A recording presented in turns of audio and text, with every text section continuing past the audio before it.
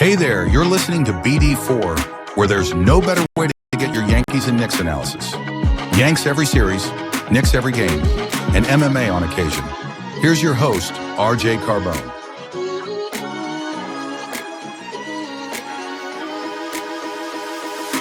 And a high drive to the left center field. Stanley's going to watch another one fly. Are you kidding me? DiVincenzo a three. Bang! Bang! Knicks take a Take this time to apologize to absolutely nobody. At the wall. See ya! See ya! See ya! Mr. Nova. Anthony for three. Bang! That one goes down and the game is tied. Rose, you shook up the world again. I did it again. But God did it, man. I really just had Gonna have to. Brunson running away. Oh my! He has been the best player to put on that uniform. Ball game over. Yankees win. The Yankees win.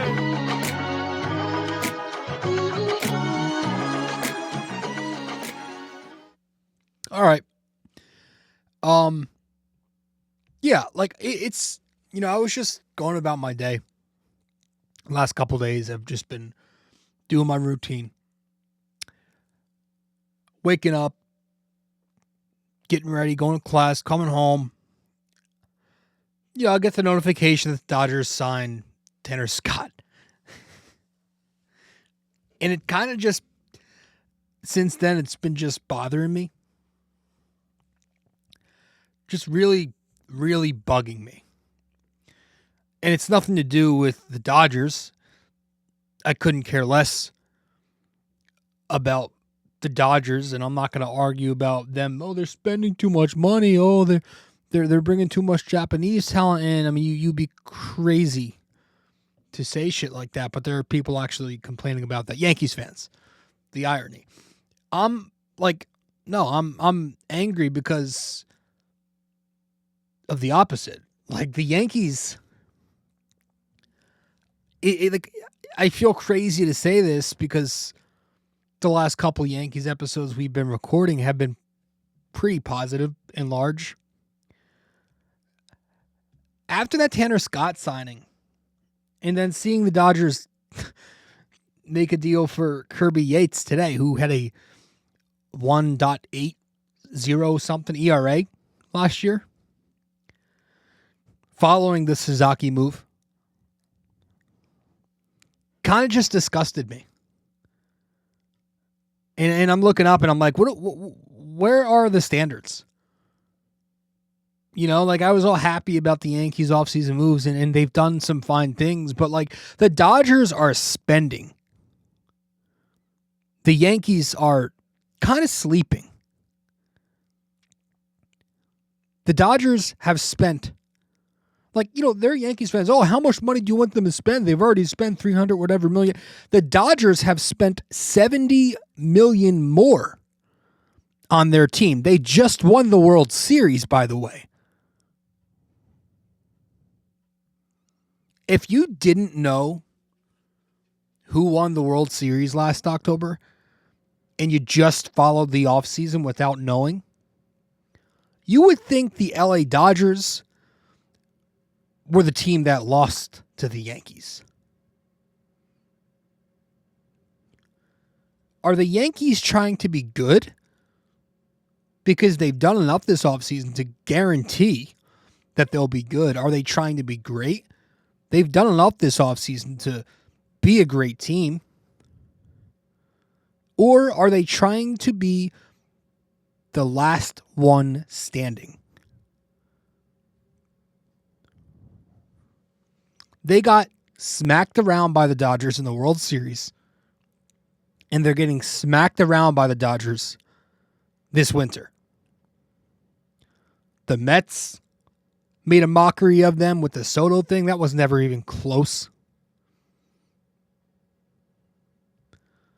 And all these big names are going off the market. Now, not all of them are at the fault of the Yankees, but just looking at the list of big names and seeing all these guys drop off and none of them signing with the team does bother you a little bit, right?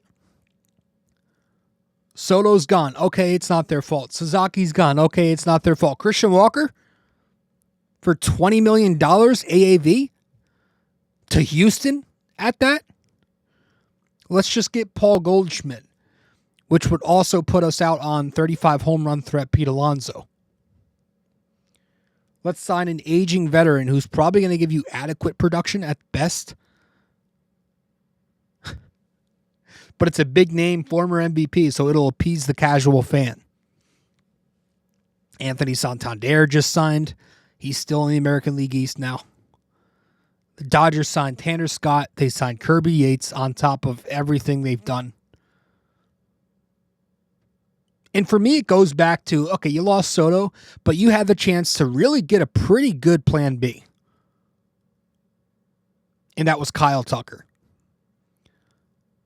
You have a couple of expendables in this deep rotation that you've got. You could have gotten rid of one of them in Luis Hill and brought in Kyle Tucker. But you didn't want to do that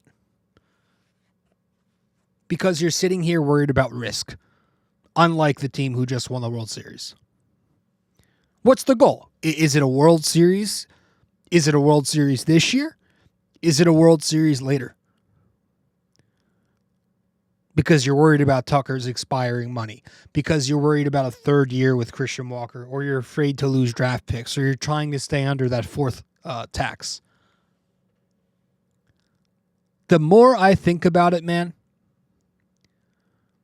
the more I think about the way this offseason has gone for the Yankees, it's a whole lot closer to being a C+ than when I was considering B+ just a couple weeks ago. The more time I have to sit on it, and the more I see these other organizations being active, the Dodgers, it just rubs me the wrong way. Maybe I'm in a bad mood today. I don't know. The Knicks won last night. I'm not angry today.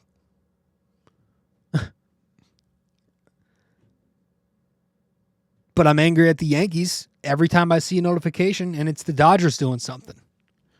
And I like Max Fried. I liked the Devin Williams deal.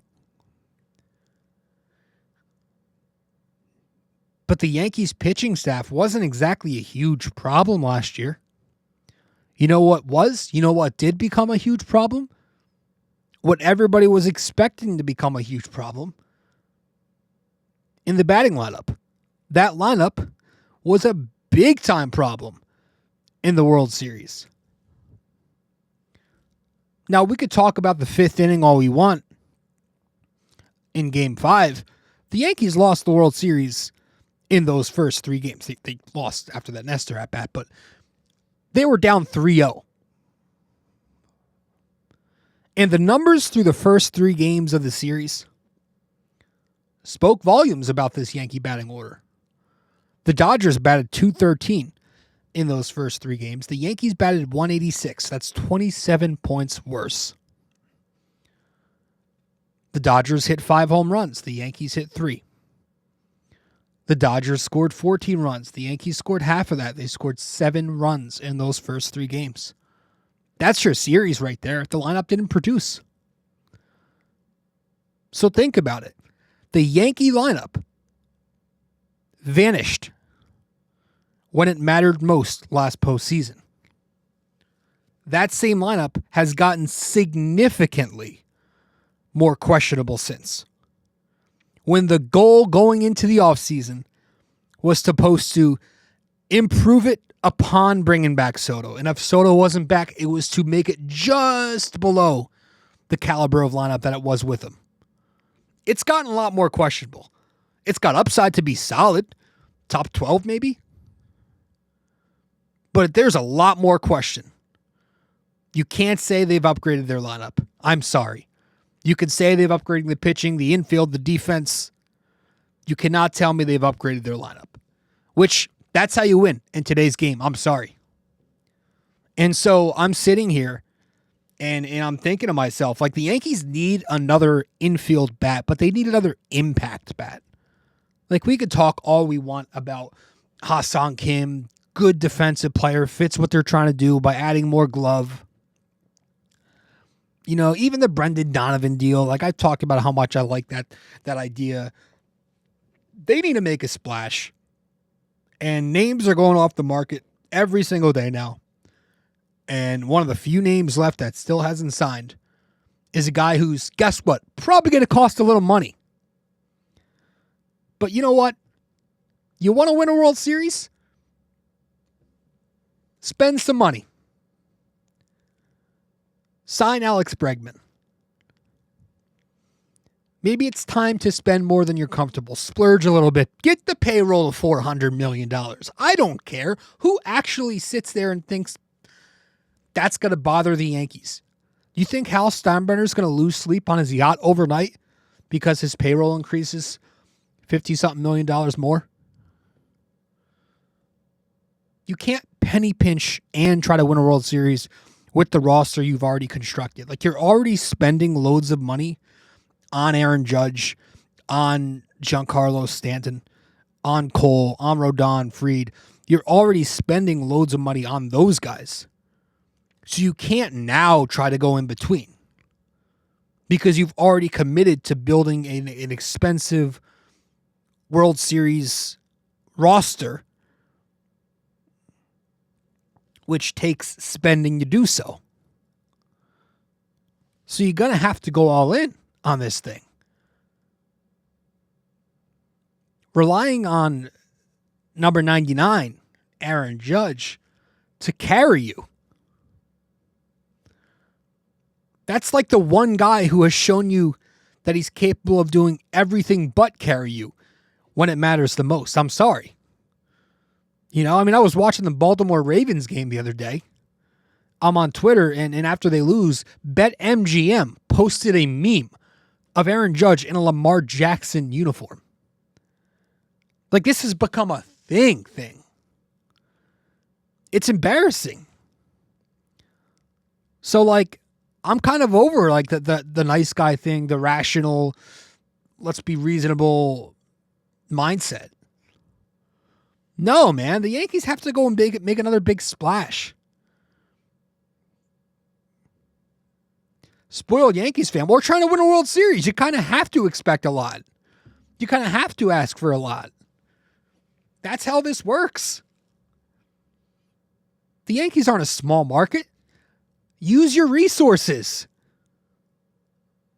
Anybody who thinks Yankees fans are spoiled for wanting them to spend is crazy, because if you were in the Yankees fans' shoes, you'd be asking the same thing. Why wouldn't you use the resources that you have?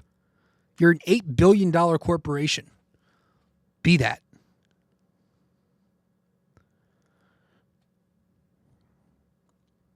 I just wanted to rant. I just wanted to come on here and rant.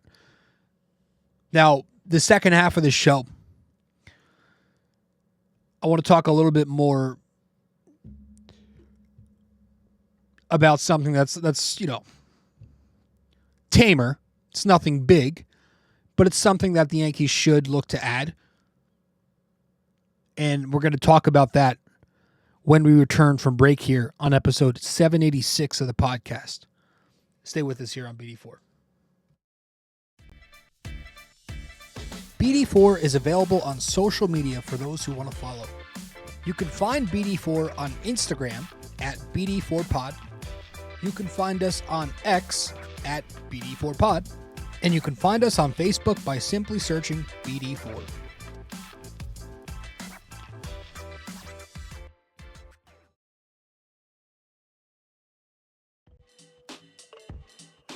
Hey guys, just a quick reminder, this podcast is also available in video format on YouTube. So be sure to go over to the YouTube channel, BD4, subscribe, like the videos, comment, and tell me how much I suck or maybe how much you like the video. We'd very much appreciate it.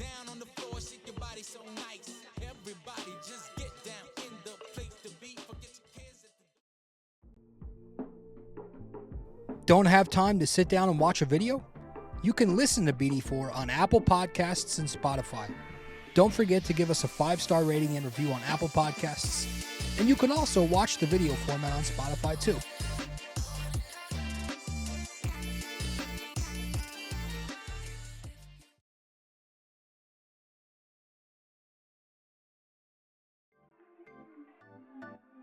If you feel like supporting the podcast, you can Venmo at Robert-Carbone-JR-28. We really appreciate your support.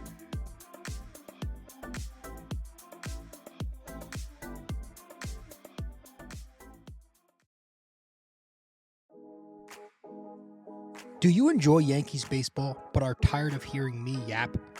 I have a suggestion for you. Go check out Yankee Crazy Podcast. Greg Gill is a Yankees podcaster on Apple Podcasts and Spotify, and he's now selling merch. Go to yankeecrazy.myshopify.com.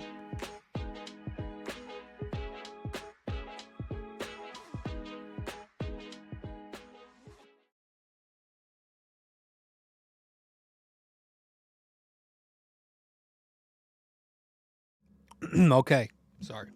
Welcome back to the show, episode 786 of the podcast. Now, we talked a little bit about just now the Yankees needing to add more thump, more impact to their lineup. And as much praise as we've given the pitching staff, the rotation, and the bullpen, they still need to add one more lefty to that pen. Now, there hasn't been much noise over the past couple of weeks about the bullpen. But a few weeks ago, there were a couple of reports, an article or two, discussing how the Yankees are considering bringing Tim Hill back into the fold as that lefty reliever. And if not him, they were looking at left-handed veteran Andrew Chafin. So it might come down to Hill or Chafin. I personally, if it comes down to that,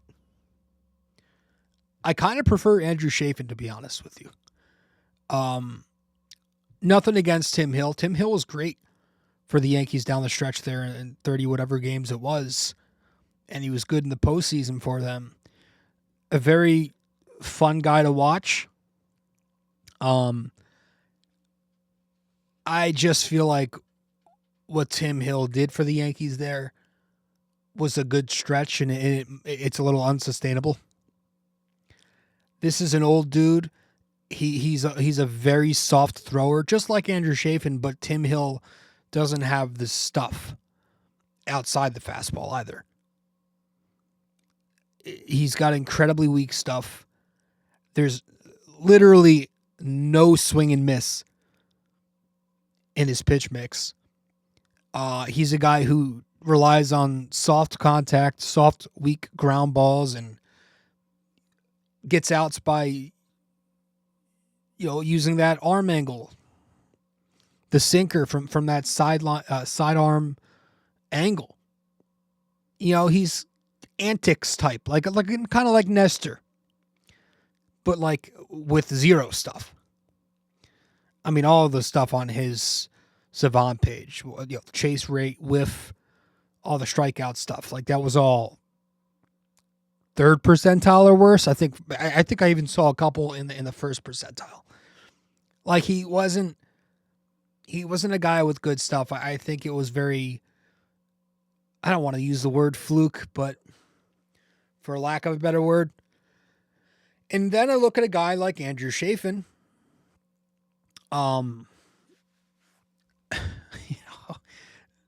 Like Tim Hill, he's got an interesting look to him.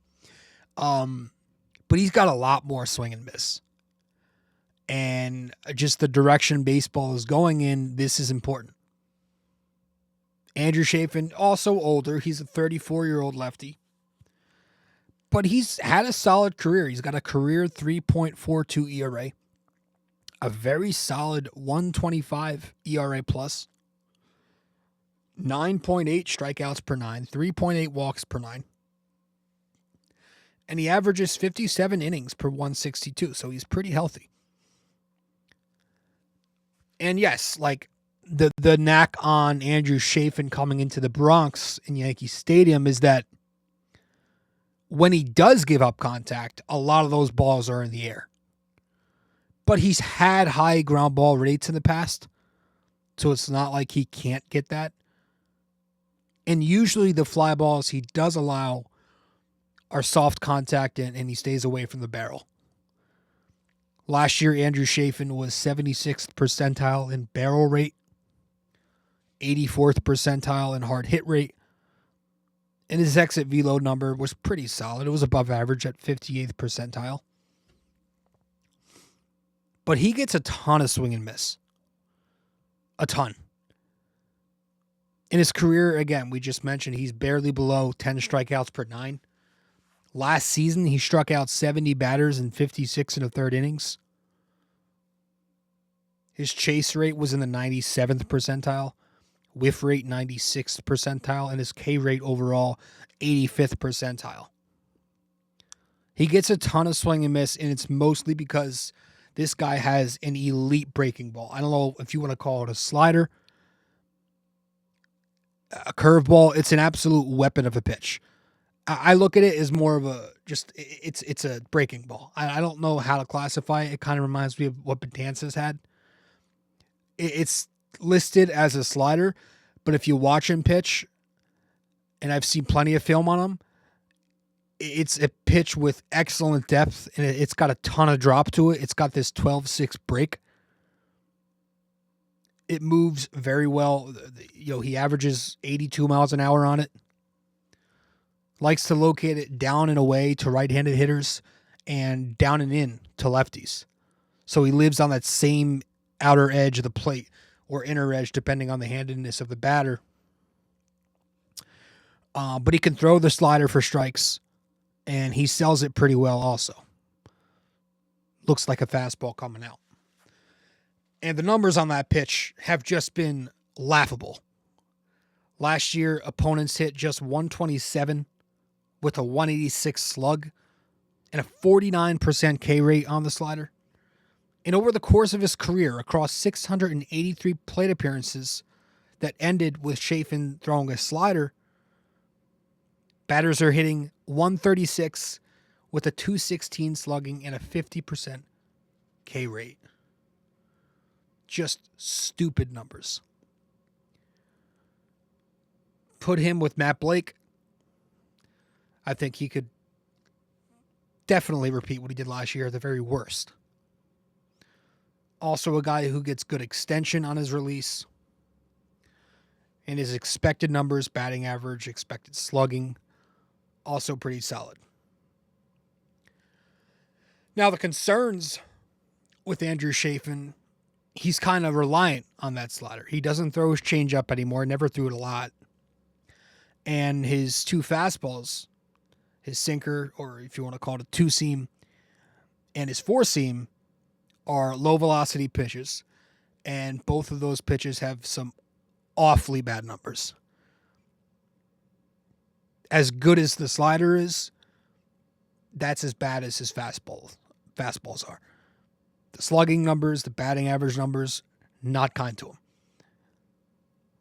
The sinker has been his primary pitch, too, for most of his career up until last season, where he was 8% more slider.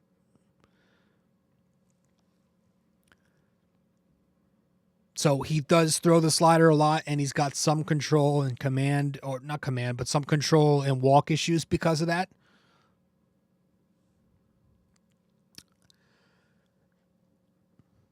And, overall, again, as a guy who turns 35 years old in June, he's been on the decline last two seasons. He's got a 4.10 ERA combined, 1.03 ERA plus, 4.9 walks per 9. So he's on the older side. But if it's between him and Tim Hill, that doesn't factor in. It's coming off a contract with Detroit where he was being paid $4.7 million last year. So I think, I don't know, probably a similar deal this year. It's going to be a cheap 1-year deal, I'm assuming. Maybe as high as $8 million, but it could be as low as $4 million again. I want to say it's going to be in that range. So I would go out and get someone like Andrew Chafin. I really wanted Tanner Scott, but And that's it. That's all I got. So ranted for 15 minutes. talked relief pitching for 10. And so we're going to wrap it up here. We'll try to get some more Yankees content out there in the next couple of weeks. But again, they're kind of napping right now, so it's tough. Yeah, man, I'm not, I don't know. As I said in the last show we did, Yankees, the longer we wait this offseason, the more my opinions vary. Like, I just been bouncing around. Man. All right. Appreciate you all tuning in as always. I always do. I'll see you soon. Well, if you made it this far, that means you listened to or watched the entire episode. Thank you. Just remember to follow, subscribe, download, rate and review, and all that fun stuff to help out the podcast. And I will see you in the next episode of BD4.